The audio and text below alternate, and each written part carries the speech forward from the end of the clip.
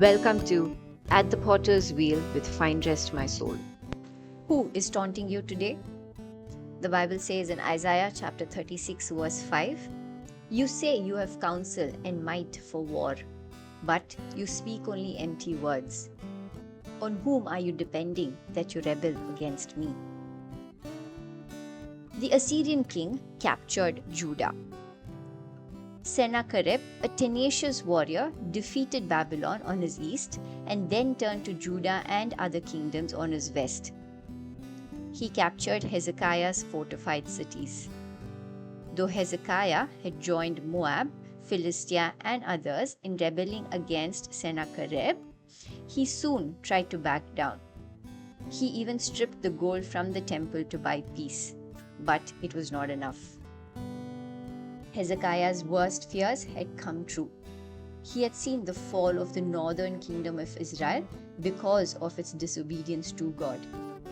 He had faithfully removed all the idols from his nation, and yet, here were the invaders at his gates.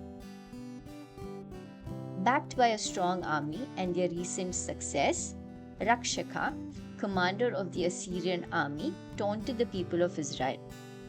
He stopped outside the walls of Jerusalem and spoke insolently to the people, even inciting them to rebel.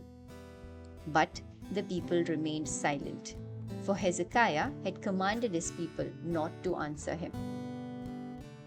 Isaiah had consistently warned Judah that God had brought Assyria to punish them for their sins, but would also cause Israel to turn to God. Now the time had come. The temptation to doubt God's presence must have been very strong. But Judah was not to resist Assyria, nor think that they could stand on their own. They were not to seek outside help either. They were to trust God completely.